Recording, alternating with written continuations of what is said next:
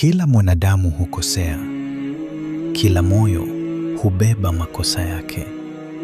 Na wakati mwingine, mzigo wa dhambi huwa mzito kuliko nguvu ya kubeba. Lakini kuna mwezi mmoja. Mwezi ambao mlango wa rehema hufunguliwa kwa kila anayebisha. Huu ni mwezi wa Ramadhani.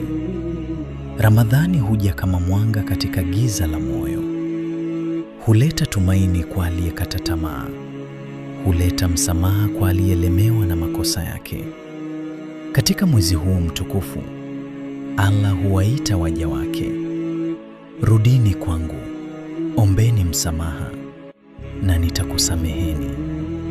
Mtume Muhammad, rehema na amani ziwe juu yake, amesema, atakayefunga Ramadhani kwa imani na kutarajia malipo, atasamehewa madhambi yake yaliyopita. Huu ni mlango wa rehema, mlango wa kuanza upya, mlango wa kubadilika. Wengine waliingia Ramadhani wakiwa mbali na Allah, lakini siku zilivyoendelea, mioyo yao ilianza kubadilika. Walipoanza kusoma Qur'ani, machozi yakaanza kutiririka.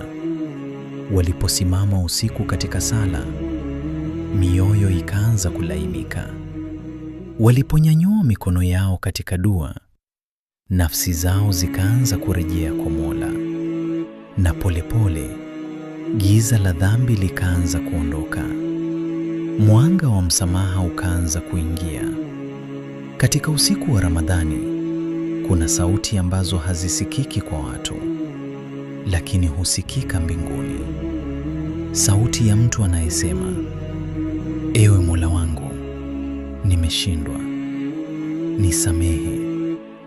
Ewe Mola wangu, nimekosea, nirehemu.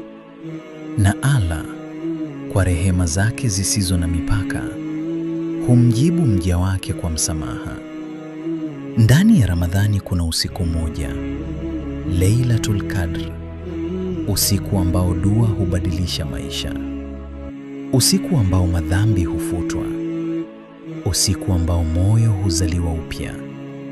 Na Ramadhani inapokaribia kuondoka, moyo wa muumini hubadilika. Moyo uliokuwa mzito huwa mwepesi. Moyo uliokuwa mbali huwa karibu. Moyo uliokuwa na dhambi hupata msamaha. Ramadhani hufundisha kuwa hakuna moyo uliopotea milele. Hakuna dhambi kubwa kuliko rehema ya Allah. Na hakuna mlango uliofungwa kwa anayetaka kurejea kwa Mola wake. Kwa sababu Ramadhani si mwezi wa njaa tu, ni mwezi wa msamaha, ni mwezi wa kurejea, ni mwezi wa kufunguliwa mlango wa rehema, kutoka dhambi hadi msamaha.